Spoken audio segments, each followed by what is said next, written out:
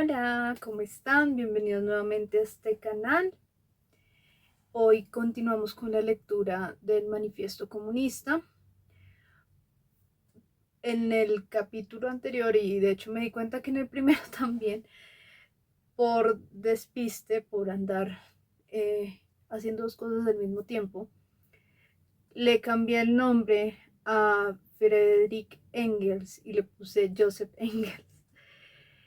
Entonces me disculpo por eso. Realmente fue una cosa de estar leyendo sobre el nacionalsocialismo y al mismo tiempo que estaba leyendo sobre comunismo. Entonces sí, si hay un sancocho muy extraño, perdónenme, no era mi intención. Me alegra ver que las críticas se quedaron solo en esto y que las demás cosas que se hablaron en el video no fueron debatidas. No sé si preocuparme o no por eso. Lo que me hace pensar es que se recibieron de forma sensata los argumentos presentados en el anterior video. Hoy continuamos con la lectura. Recuerden que si les gusta este contenido, apóyenme activando la campanita, siguiendo el canal y compartiéndolo con otras personas que crean que les puede parecer interesante.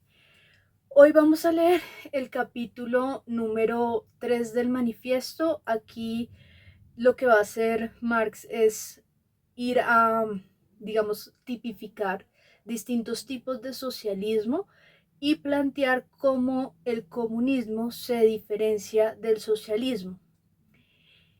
Y pues me gustaría que pensáramos un poco, y es como una pregunta que tengo ahí como en el aire, que ha surgido de esta lectura y me parece importante que no la hagamos, y es preguntarnos qué es una vida feliz.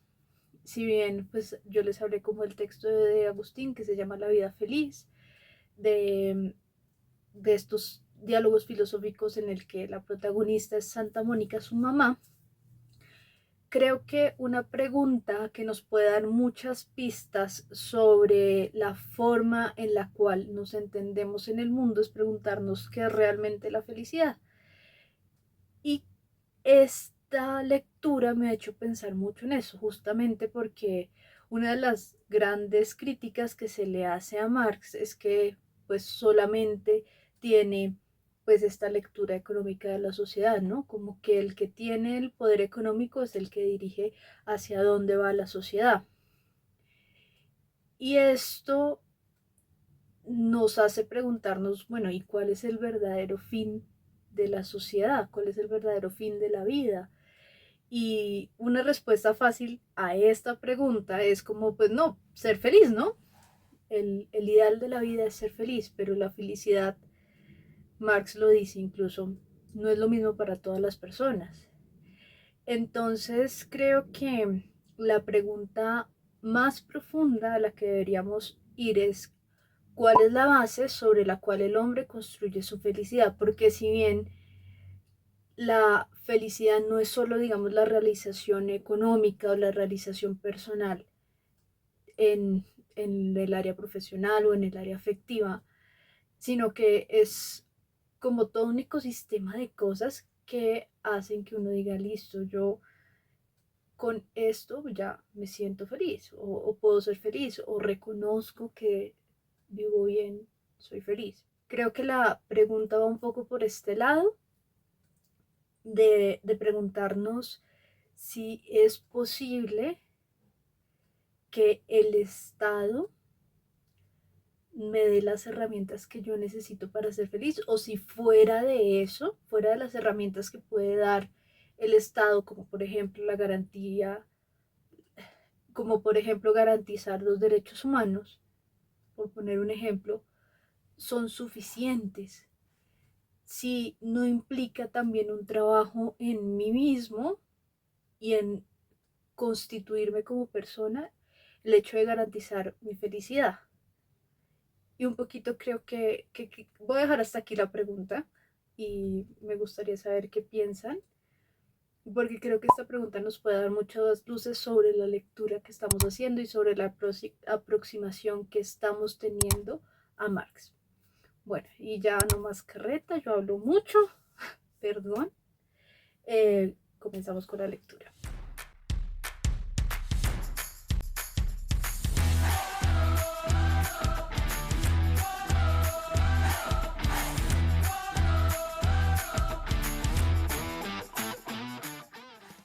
Tercero, la literatura socialista y comunista. Primer punto, el socialismo reaccionario. Inciso A. El socialismo feudal. Las aristocracias francesa e inglesa estaban llamadas, dada su posición histórica, a escribir panfletos contra la moderna sociedad burguesa. En la Revolución Francesa de julio de 1830, en el movimiento reformista inglés, la aristocracia volvió a sucumbir ante el odiado advenedizo. Ya no se podía hablar de una lucha política seria. Le quedaba solamente la lucha literaria. Pero tampoco en el terreno de la literatura eran ya posibles las viejas expresiones de la época de la Restauración. Para despertar simpatía, la aristocracia tuvo que perder de vista, aparentemente, sus intereses y formular su acta de acusación contra la burguesía en interés solamente de la explotada clase obrera. Preparaba así el desquite de lanzar canciones injuriosas a su nuevo dominador y de susurrarle al oído profecías más o menos premiadas de desgracias. Surgió así el socialismo feudal, mitad elegía, mitad libelo, mitad eco del pasado, mitad amenaza del futuro, dando a veces en el corazón de la burguesía con un juicio amargo, ingeniosamente demoledor, produciendo siempre un efecto económico debido a su total incapacidad de comprender la marcha de la moderna historia. Enarbolaban como bandera el saco del mendigo del proletariado para poner de su parte al pueblo. Pero cuántas veces éste se situó tras ellos, vio en su trasero los viejos escudos feudales y se dispersó con sonoras e irreverentes carcajadas. Un sector de los legitimistas franceses y la joven Inglaterra han ofrecido este espectáculo. Cuando los feudales demuestran que su modo de explotación estaba configurado de manera distinta de la explotación burguesa, olvidan sencillamente que ellos explotaban bajo circunstancias y condiciones completamente diferentes, ahora ya anticuadas. Cuando alegan que bajo su dominio no existía el proletariado moderno, sencillamente olvidan que la moderna burguesía no era más que un retoño necesario de su orden social. Por otro lado, enmascaran tampoco el carácter reaccionario de su crítica, que su principal acusación contra la burguesía consiste precisamente en que bajo el régimen de ésta se desarrolla una clase que va a dinamitar todo el antiguo orden social. A la burguesía le reprochan, más que el haber creado un proletariado sin más, el haber creado un proletariado revolucionario. De ahí que, en la política práctica, participen en todas las medidas represivas contra la clase obrera y que en su vida cotidiana se las arreglen para recoger las manzanas de oro a pesar de sus rimbombantes frases, y cambien lealtad o amor, honor por el chalaleo en la lana de la oveja, la remolacha y el aguardiente. Si el clérigo siempre fue de la mano del feudal, el socialismo clerical hace lo mismo con el socialismo feudal. Nada más fácil que dar una mano de socialismo al ascetismo cristiano. ¿No se enojó también el cristianismo frente a la propiedad privada, frente al matrimonio, frente al Estado? ¿No predicó en su lugar la caridad, la pobreza, el celibato, la mortificación de la carne, la vida monástica y la iglesia?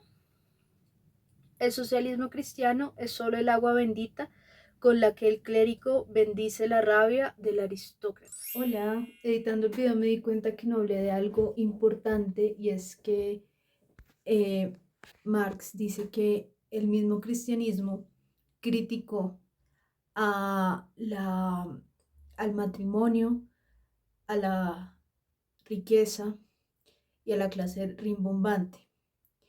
Y si bien es cierto que la austeridad y la vida austera fue un movimiento muy grande dentro del cristianismo, siempre se ha entendido desde el cristianismo que la riqueza es dada por Dios y tiene un propósito, no simplemente pues como el bienestar de la persona, sino que la persona que tiene esa riqueza también tiene la capacidad de dar a los demás y digamos que tiene como esa particularidad frente al que no tiene, ¿no?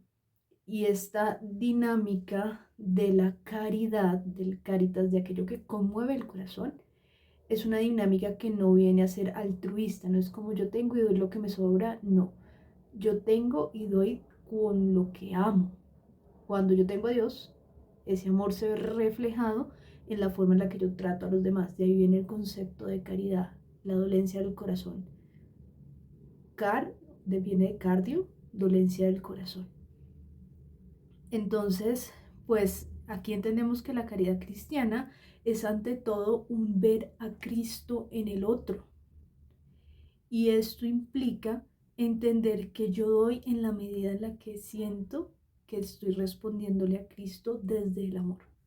Entonces, pues añado este pedacito porque seguramente van a decir, ay, entonces, eso quiere decir que los cristianos también en su momento se aprovecharon de las clases, digamos, para quitarle a los ricos y darle a los pobres, y que era una forma de lucha que tuvieron de clases dentro del Imperio Romano. No, no quiere decir esto. La noción de caridad y la vida austera fue algo que nació de una manera muy consciente de la lectura de los evangelios, que en su momento San Antonio Abad lo sintió como un llamado personal de irse a vivir al desierto. Él es el padre del monacato cristiano. Y su vida, y no solo su vida, sino los milagros que se gestaron a través de las personas que se encontraban con él, hicieron, digamos que regar la bola de su modo de vida y que mucha gente quisiera imitarlo. Entonces, realmente es una construcción que, como raro, como son las cosas de Dios, viene desde abajo de algo que le inspira a una persona muy sencilla que empezó a vivir así y era tal pues como su caridad y su forma de ser con los otros, que la gente que lo conocía decía yo quiero ser como él, y entonces empezaron a irse a vivir al desierto, se agruparon después en grupos de personas y de ahí viene la creación de los distintos monasterios. Entonces quería como complementar un poquito este punto que cuando ya hice la reflexión en el video no lo toqué, como para que lo tengamos ahí también presente, porque realmente no nace, digamos que la caridad y esta idea del monacato como una forma de, digamos, control político o repartición, reorganización económica, no. Esto es una idea que nace de forma espontánea, que es suscitada por Dios pues en el alma de San Antonio Abad. Inciso B. Socialismo pequeño burgués. La aristocracia feudal no es la única clase que se ha visto derrocada por la burguesía, que ha visto languidecer y atrofiarse sus condiciones de vida en la moderna sociedad burguesa. Los vecinos de las ciudades medievales y el estamento de pequeños campesinos fueron los precursores de la moderna burguesía. En los países con menor desarrollo industrial y comercial sigue vegetando esta clase al lado de la burguesía en ascenso. En los países en los que se ha desarrollado la moderna civilización se han formado una pequeña burguesía nueva que oscila entre el proletariado y la burguesía y que se forma constantemente de nuevo como sector complementario de la sociedad burguesa, pero sus miembros son arrastrados incesantemente al proletariado por la concurrencia. Es más, con el desarrollo de la gran industria ven acercarse un momento en el que desaparecen por completo como sector independiente de la moderna sociedad y en el que son sustituidos por capataces domésticos en el comercio, la manufactura y la agricultura. En países como Francia, donde la clase campesina constituye bastante más de la mitad de la población, era natural que escritores que defendían al proletariado frente a la burguesía fijaran como norma en su crítica al régimen burgués la del pequeño burgués y del pequeño campesino, tomando el partido de los obreros desde el punto de vista de la pequeña burguesía. Así se formó el socialismo pequeño burgués. Simondi es el cabecilla de esta literatura, no solo en Francia, sino también en Inglaterra. Este socialismo analizó agudamente las contradicciones existentes en las modernas relaciones de producción. Desveló los hipócritas encubrimientos de los economistas. Demostró de manera irrefutable los efectos destructivos de la maquinaria, de la división del trabajo, la concentración de los capitales y de la propiedad de la tierra, la sobreproducción, la crisis, el necesario hundimiento de clase, la guerra industrial del exterminio entre las naciones, la disolución de las viejas costumbres, de las antiguas relaciones familiares, de las antiguas nacionalidades. Sin embargo, si atendemos a su contenido positivo, este socialismo quiere o bien poner de nuevo en pie los antiguos medios de producción y de tráfico, y con ellos las antiguas relaciones de propiedad y la vieja sociedad, o bien quiere encerrar violentamente los modernos medios de producción y de tráfico en el marco de las relaciones de propiedad que ellos rompieron, que tuvieron que romper. En ambos casos es reaccionario y a la vez utópico. Gremios en la manufactura y economía patriarcal en el campo, estas son sus últimas palabras. En su posterior desarrollo, esta orientación se ha difuminado en un cobarde gimoteo. Inciso C. El socialismo alemán o socialismo verdadero. La literatura socialista y comunista de Francia, que surgió bajo la presión de una burguesía dominante y que es expresión de la lucha contra ese dominio, fue introducida en Alemania en una época en que la burguesía acababa de iniciar su lucha contra el absolutismo feudal. Filósofos, semifilósofos y escritores alemanes se apoderaron con avidez de esta literatura y olvidaron tan solo que al inmigrar desde Francia a Alemania, esos escritos no inmigraron al mismo tiempo las condiciones de vida francesas. Pues ante la situación alemana, la literatura francesa perdió todo significado inmediato práctico y asumió un aspecto puramente literario. Tuvo que aparecer como especulación ociosa acerca de la realización del ser humano. De ahí que las reivindicaciones de la primera Revolución Francesa no tuvieran para los filósofos alemanes del siglo XVIII otro sentido que el de ser reivindicaciones de la razón práctica en general, y las expresiones de voluntad de la burguesía francesa revolucionaria representaban a sus ojos las leyes de la voluntad pura, de la voluntad como debe ser, de la verdadera voluntad humana. El único trabajo de los literatos alemanes consistía en armonizar las nuevas ideas francesas con su vieja conciencia filosófica, o, más exactamente, en apropiarse de las ideas francesas desde su punto de vista filosófico. Esta apropiación se produjo de la misma manera en que se aprende una lengua extranjera, traduciéndola. Se sabe que los monjes escribieron insulsas historias de santos católicos sobre manuscritos en los que se contenían las obras clásicas de la antigua época pagana. Los literatos alemanes procedieron en sentido contrario respecto de la literatura profana francesa. Escribieron su absurdo filosófico detrás del original francés. Por ejemplo, detrás de la crítica francesa de las relaciones dinerarias escribieron enajenación de la esencia humana. Detrás de la crítica francesa del estado de la burguesía, supresión del dominio de lo universal en sentido abstracto, etc. Al empleo subrepticio de estas expresiones filosóficas, en lugar de los desarrollos franceses, los bautizaron como filosofía de la acción, socialismo verdadero, ciencia alemana del socialismo. fundamentación filosófica del socialismo, etc. La literatura francesa socialista comunista quedó así prácticamente castrada, y como en manos del alemán dejaba de expresar la lucha de una clase contra la otra, creyó el alemán haber superado la unilateralidad francesa, haber defendido la necesidad de la verdad en lugar de verdaderas necesidades y en lugar de los intereses del proletario, los intereses de la esencia humana, los de los hombres sin más, del hombre que no pertenece a ninguna clase, que no pertenece en absoluto a la realidad, que solo pertenece al cielo brumoso de la fantasía filosófica. Este socialismo alemán, que tomó tan en serio y tan solemnemente sus torpes ejercicios escolares, pregonándolos con tanta charlatanería, fue perdiendo progresivamente su inocencia pedante.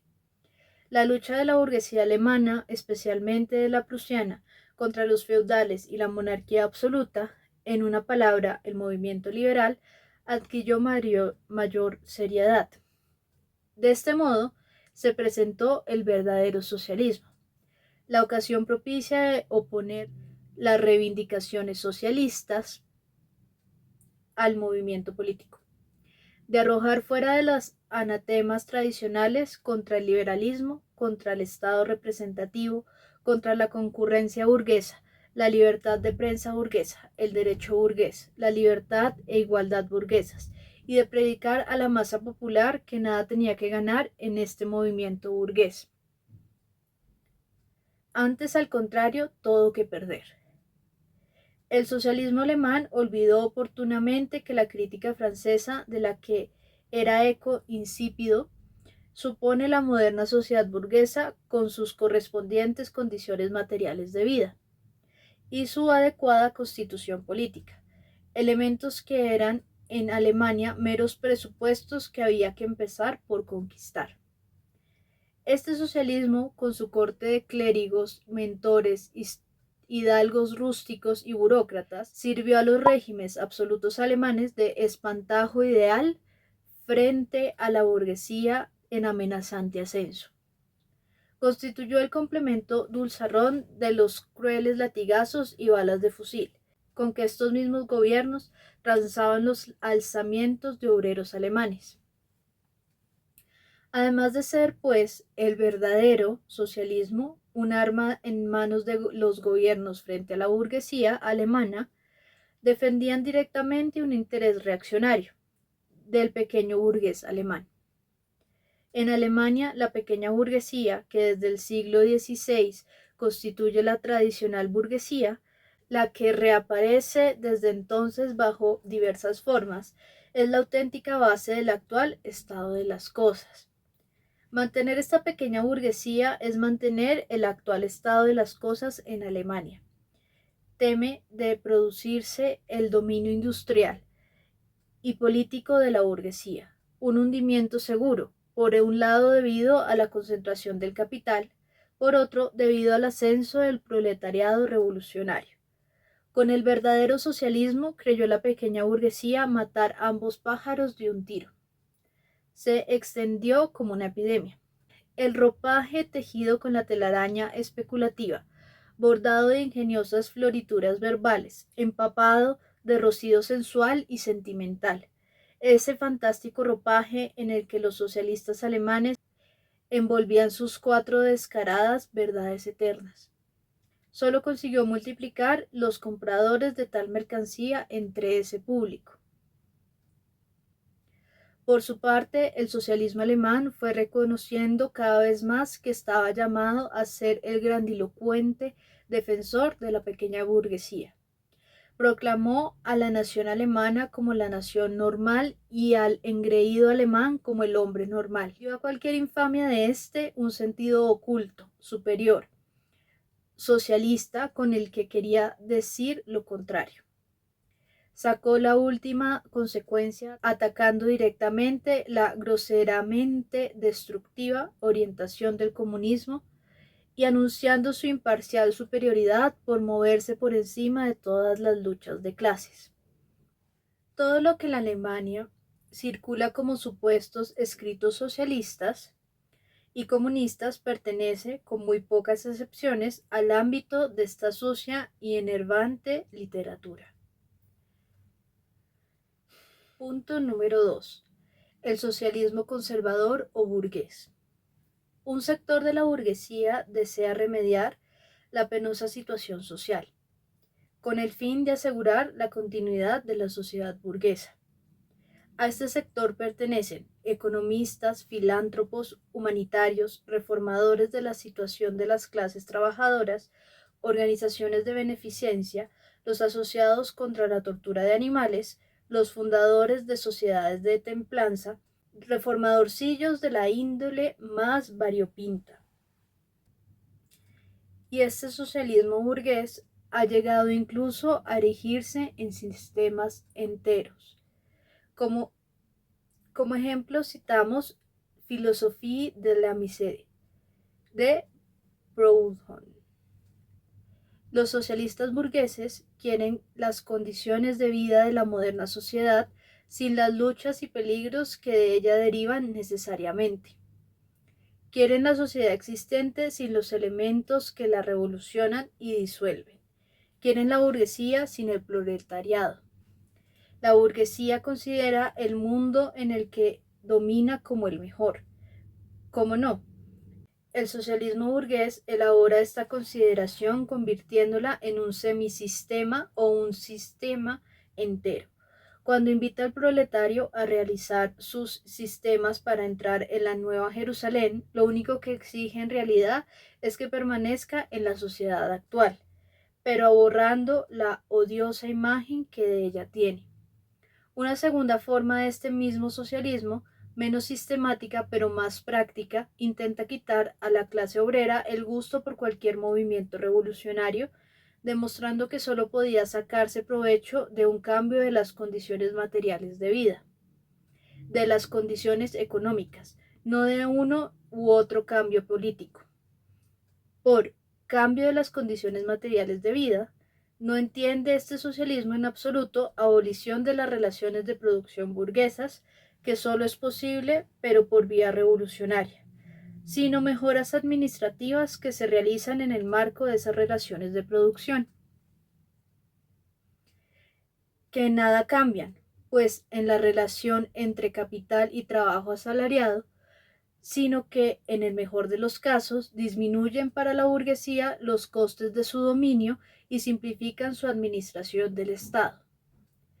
Su expresión adecuada la alcanza el socialismo burgués solo cuando se convierte en mera figura retórica. Libre cambio, en interés de la clase obrera. Aranceles proteccionistas, en interés de la clase obrera. Prisiones celulares, en interés de la clase obrera. Esta es la última palabra, la única seria que pronuncia el socialismo burgués. El socialismo de la burguesía consiste justamente en afirmar que los burgueses son burgueses en interés de la clase obrera. Tercero, el socialismo y el comunismo crítico utópicos. No hablamos aquí de la literatura que en todas las grandes revoluciones modernas expresó las reivindicaciones del proletariado, los escritos de Beowulf, etc. Las primeras tentativas del proletariado de imponer directamente sus propios intereses de clase en una época de agitación general, en la del derribo de la sociedad feudal, fracasaron necesariamente por la forma, aún no desarrollada, del mismo proletariado, como también por la falta de condiciones materiales de su liberación, condiciones que son precisamente producto de la época burguesa. La literatura revolucionaria que acompañó estos primeros movimientos del proletariado es, por su contenido, necesariamente reaccionaria. Enseña un ascetismo general y un tosco igualitarismo. Los genuinos sistemas socialistas y comunistas, los de Saint-Simon, Fourier, Owen, etc., aparecen en la primera época, falta del desarrollo de la lucha entre proletario y burguesía, la época que antes hemos descrito, véase en burgueses y proletarios. Los inventores de estos sistemas ven ciertamente el antagonismo de las clases, al igual que la efectividad de los elementos disolventes contenidos en la misma sociedad dominante, pero no vislumbran ninguna acción histórica independientemente por parte del proletariado, ningún movimiento político peculiarmente suyo. Como el desarrollo del antagonismo de clases va parejo al de la industria, no encuentra tampoco las condiciones materiales para la liberación del proletariado y busca una ciencia social, leyes sociales que creen esas condiciones. En lugar de la actividad social, tiene que intervenir su personal actividad inventiva. En lugar de las condiciones históricas de la liberación, una organización fantástica, en lugar de la gradual organización del proletariado en clase, una organización de la sociedad imaginada para el caso. La futura historia mundial se reduce para ellos a la propaganda y la realización práctica de sus proyectos de sociedad. Tienen conciencia, eso sí, de defender en sus planes principalmente los intereses de la clase obrera como la clase que más sufre. El proletariado solo existe para ellos bajo este punto de vista, como la clase que más sufre.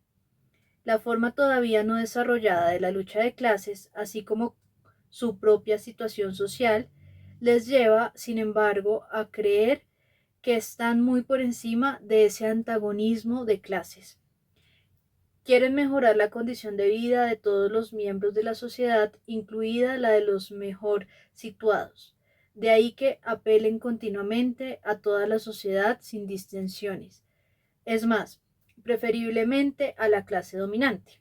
No hace falta más que comprender su sistema para reconocerlo como el mejor plan posible de la mejor sociedad posible.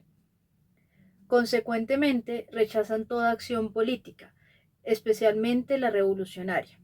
Quieren conseguir su objetivo por vía pacífica e intentan abrir camino al nuevo evangelio social mediante pequeños experimentos, que naturalmente fracasan, mediante la fuerza del ejemplo.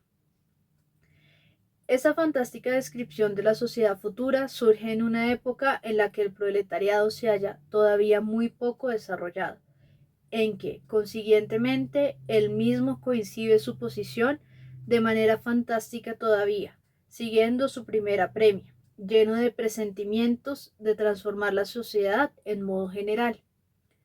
Pero los escritos socialistas y comunistas contienen también elementos críticos. Atacan todas las bases de la sociedad existente. Por ello, han proporcionado muy valiosos materiales para ilustrar a los trabajadores.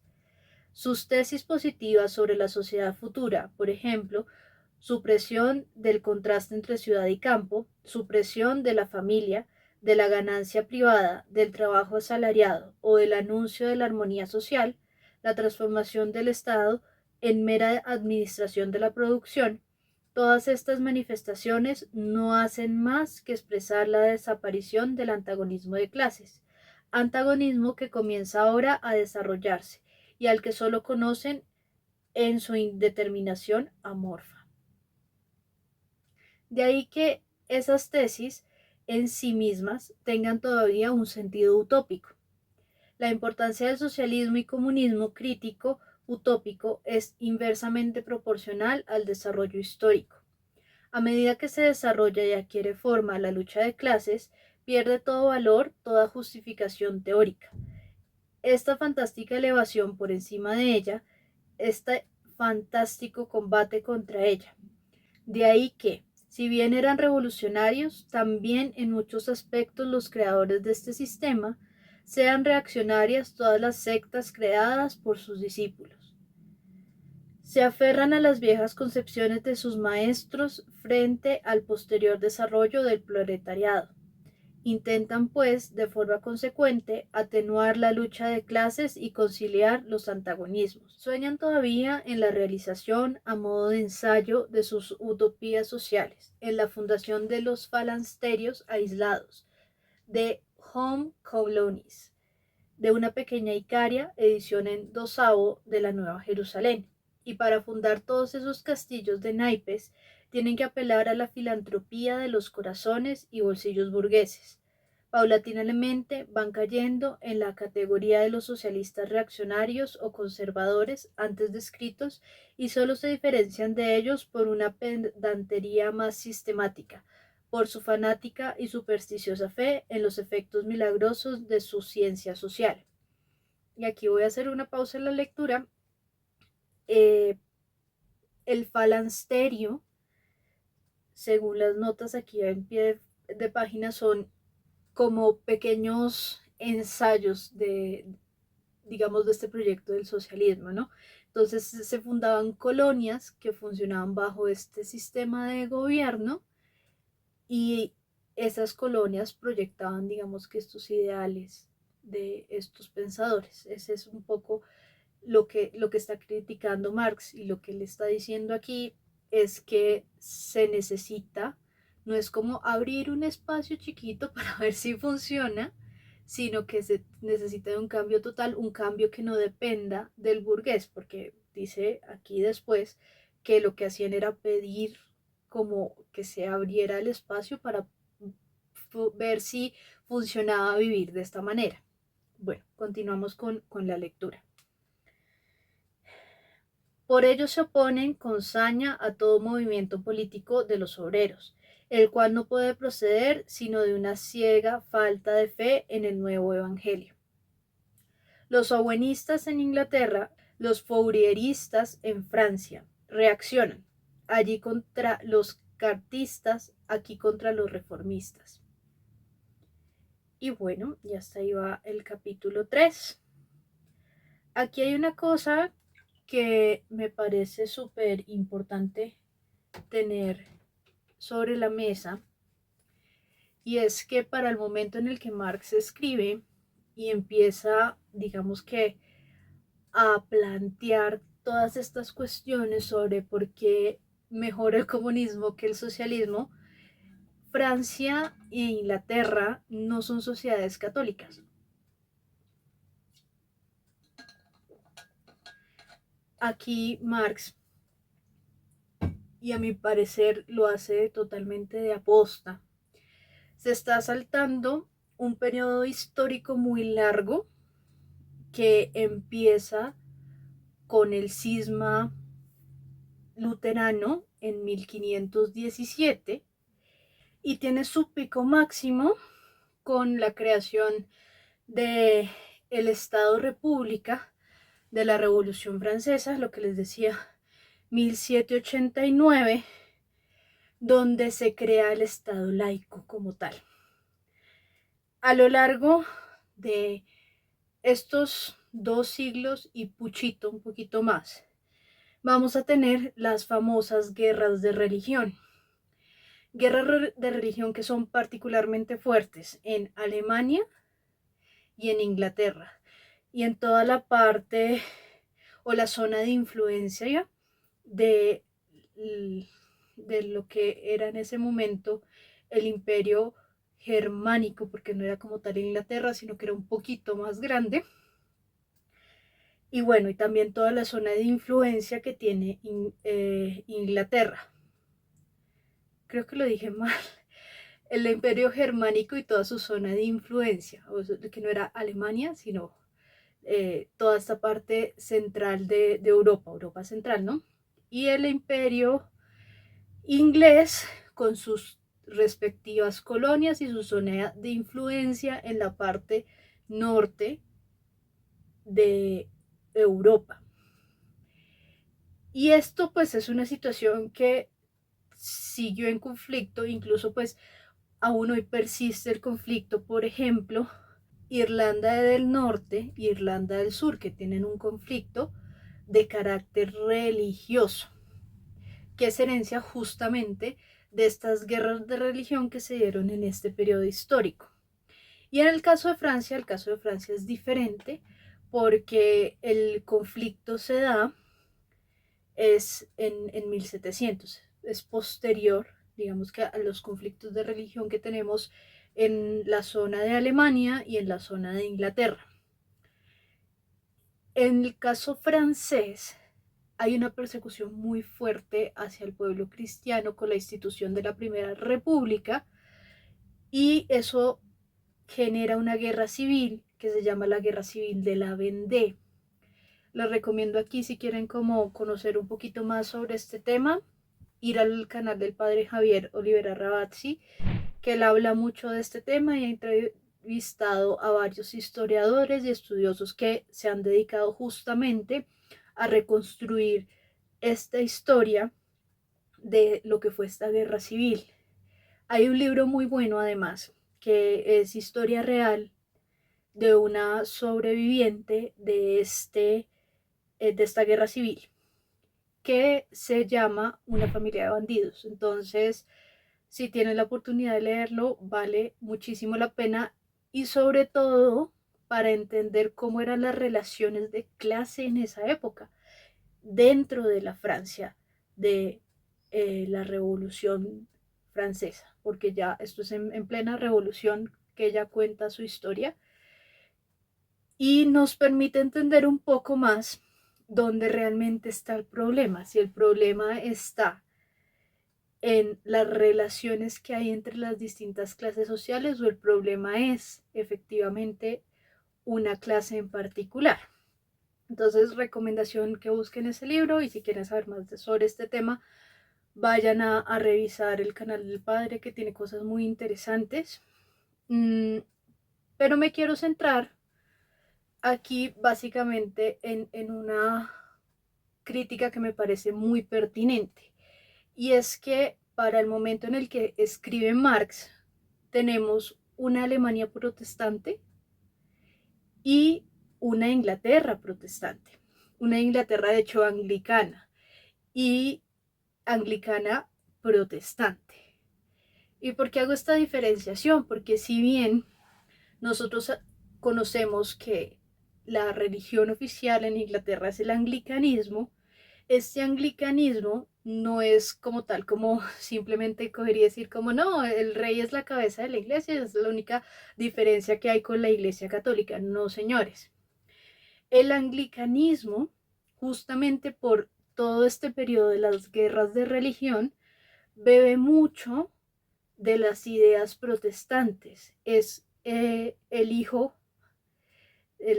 ahí, como el cruce entre el protestantismo luterano calvinista y esta búsqueda de independencia de Inglaterra del poder centralizado del Papa, donde con los distintos conflictos que se dieron, porque fueron muchos, no podemos hablar como de un conflicto en particular, por eso se les domina las guerras de religión, lo que hicieron fue integrar muchos de esos principios protestantes en su forma de entender la fe. Entonces es aquí muy curioso, y qué pena, voy a decirlo de esta manera, muy descarado por parte de Marx, que le eche la culpa a la religión católica, siendo que las religiones oficiales y de mayoría de los países en los que está hablando, para el momento histórico en el que escribe, son la religión protestante y la religión anglicana. O el cristianismo, podemos decirlo así, cristianismo anglicano y cristianismo protestante. ¿Y por qué quiero que esta diferencia les quede muy clara? Porque resulta que para el protestantismo el clero no existe. Su organización es a partir de un pastor que interpreta la Biblia así, pues poniéndolo como en grandes rasgos, y que genera una comunidad alrededor de sí. Eso es básicamente el protestantismo, su principio de solo escritura, libre interpretación y solo de la fe salva. Esos son los principios básicos del protestantismo. Y por el lado del anglicanismo tenemos sí una estructura clerical, pero los anglicanos, por otra parte, sí tienen personas religiosas que ellos denominan como clérigos, pero no se ordenan de forma sacramental. Ellos tienen dos sacramentos, la Eucaristía y el bautismo.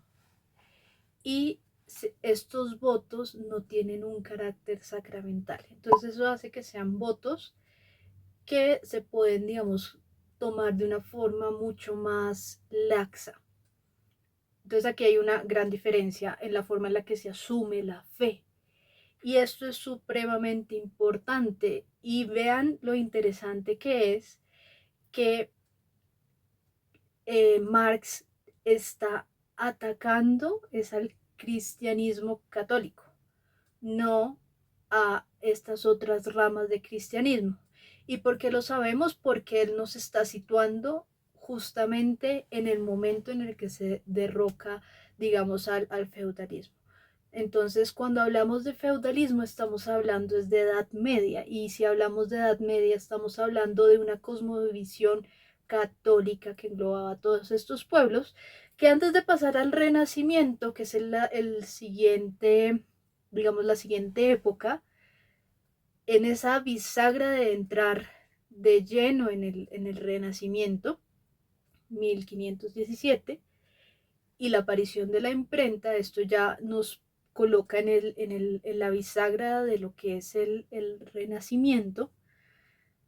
Es en el momento en el que se dan esos cambios. Ya para este momento ya hay burguesía, que esto también es importante tenerlo presente.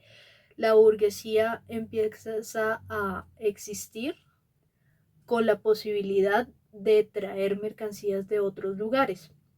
Eso lo facilita, por un lado, el descubrimiento de América, pero también el dominio de los europeos y el control sobre las rutas de la seda, por ejemplo, sobre las rutas de las especias que vienen de Oriente, y esto hace que ya se empiece a gestar como esta otra clase diferente a la clase aristócrata, que es la burguesía. Entonces aquí ya hay burguesía, y la burguesía tiene una fuerte influencia en el Renacimiento, porque cambia también las dinámicas del juego.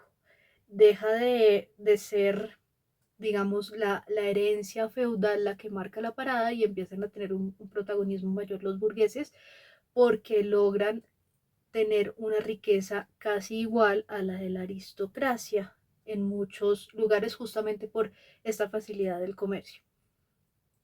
Entonces, es interesante ver que justamente él se devuelve hasta el feudalismo, se salta el renacimiento, se salta todos estos problemas de religión, y dice que la culpa o digamos que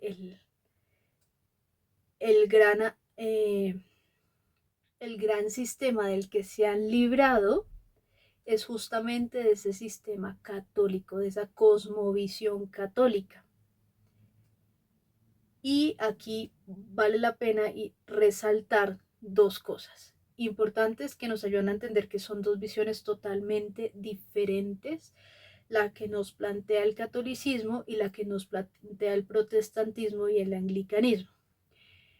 En el caso del protestantismo, tenemos una visión de relación con Dios como un contrato, y tampoco hay un sacramento matrimonial. Ellos no practican el matrimonio como un sacramento, sino se celebra como un contrato social.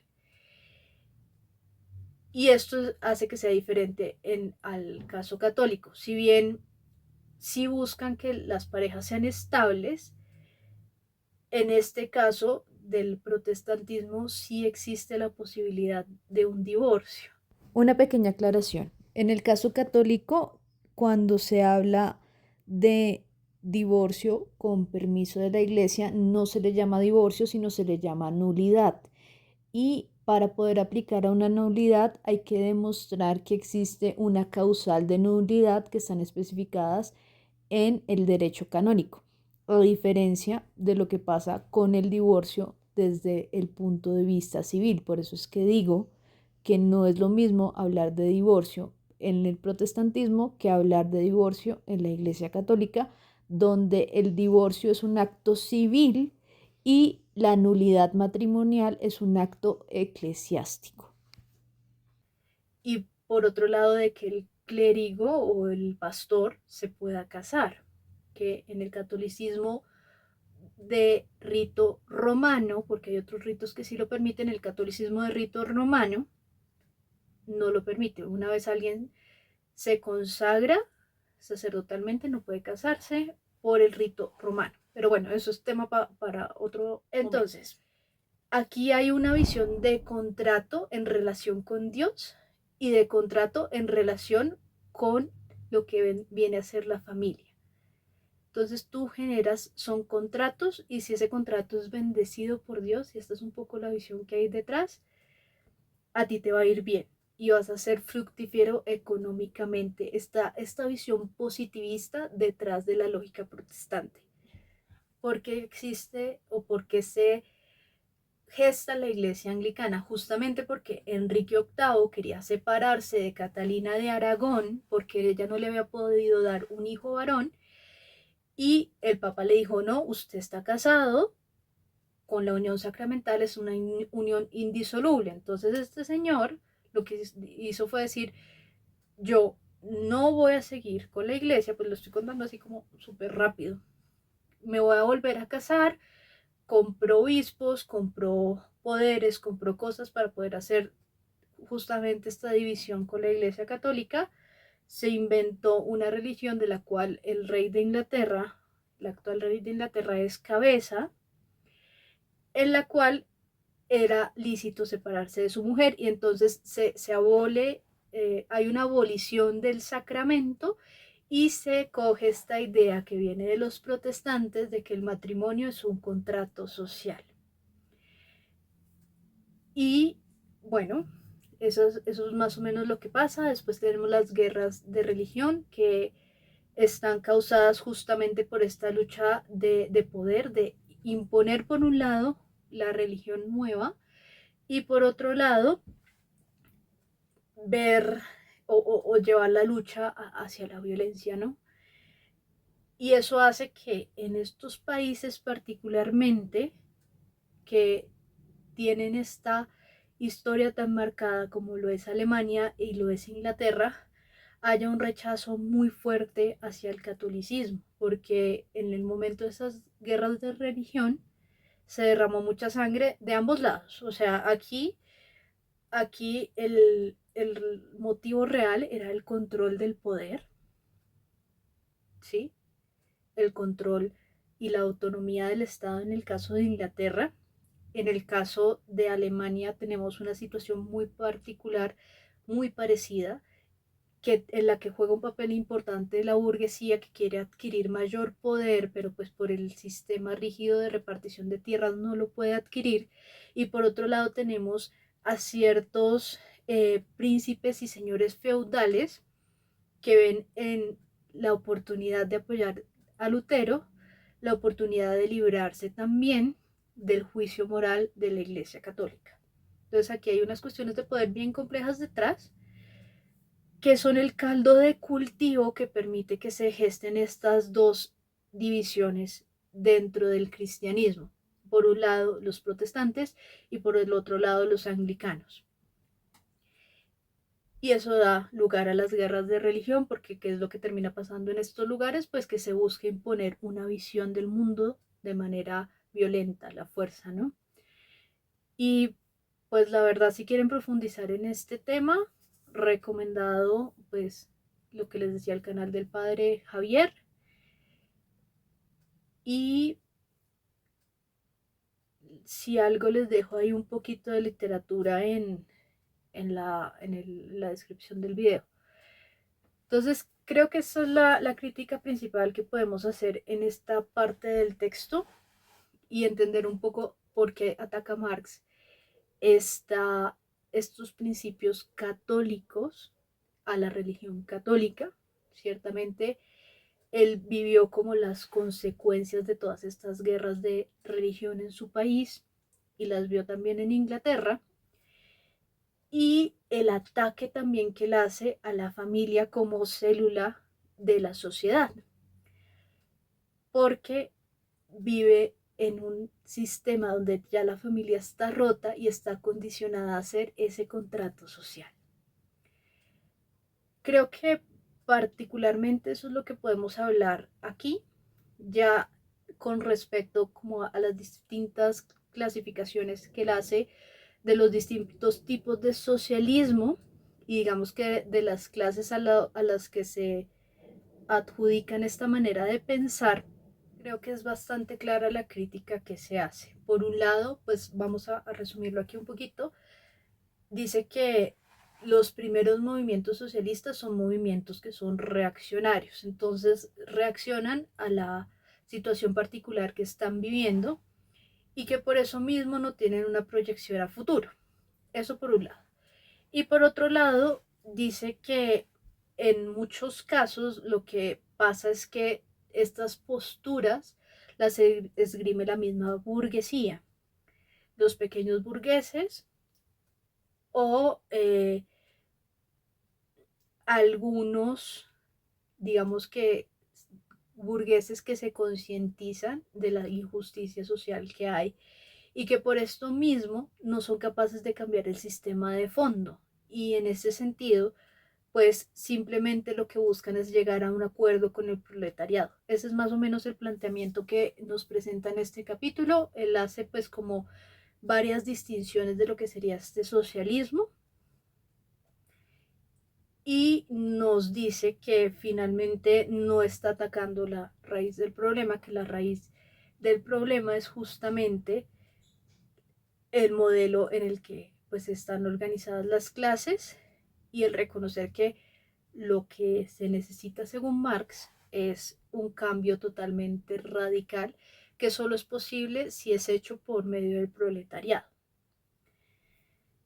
Y aquí pues vuelvo como a la pregunta que les traía al principio, ¿en qué se basa la felicidad humana? Porque evidentemente la felicidad no es algo que uno, o sea, uno no permanece en un estado constante de felicidad. Y la felicidad es algo que se consigue también a partir del esfuerzo, o sea, no solo es tener la garantía de unas condiciones mínimas que me permitan desarrollarme como persona, sino que por medio del esfuerzo y el vivir a veces situaciones que pueden condicionarme y hacerme sentir muy mal, sea una enfermedad, sea la miseria, sea la incapacidad de poder estudiar lo que realmente quería. Eso también hace que mi forma de entender la felicidad cambie y no dependa como de el logro, sino de cómo yo aprendo a vivir cada proceso. Y aquí les quiero recomendar un autor muy chévere que estoy leyendo en este momento, que se llama Dietrich von Hildebrand, les pongo aquí el nombre, y él tiene un libro que se llama Santidad y Virtud en el Mundo, y justamente habla de cómo es que nosotros con este capitalismo salvaje hemos perdido la noción de lo que es la verdadera felicidad y entender cómo somos realmente, si somos cuerpo y pensamiento, somos cuerpo y espíritu y tenemos toda una área espiritual sensible que se complementa y son indivisibles con ese cuerpo. Y entonces él va entrando en esto y dice, mire, el problema de nuestra época y por qué nos cuesta reconocernos tanto como personas es justamente que vivimos en un estado de eficiencia constante. Y este estado de eficiencia nos hace creer que entre más nos esforcemos por alcanzar un algo, sea un bien material, sea un logro profesional, sea un estado financiero, ¿m?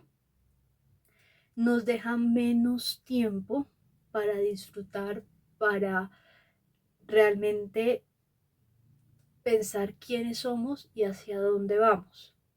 Y creo que este problema ya está latente aquí en esta sociedad que nos plantea Marx. Y es un problema que no es fácil de ver, porque en el afán de conseguir eso que se anhela, dejamos de pensar en aquello que realmente nos da calma y que no depende de lo que yo tenga o no tenga, que es justamente esa capacidad de contemplar, de poder sentarnos y analizar qué cosas nos han dado el sentido de vida que tenemos ahorita. Bueno, y hasta aquí lo dejamos. Recuerden que si les gustó el video, bueno, en la descripción del video les dejo como el libro. Cuéntenme si les gustaría que les hablara de este libro. Este libro es absolutamente increíble. Yo he llorado con este libro porque soy una persona que tiende mucho como a acelerarse y a hacer las cosas y no sé qué, y estoy todo el tiempo haciendo cosas como en este plan de la eficiencia. Bueno, me cuentan si quieren que hagamos o reseña del libro o... Yo preferiría decirles que reseña. Si quieren que hagamos reseña del libro, que es distinto a esto que estamos haciendo de leer el capítulo. Recuerden suscribirse, compartirlo si les parece un contenido interesante. Y nos vemos en el próximo capítulo.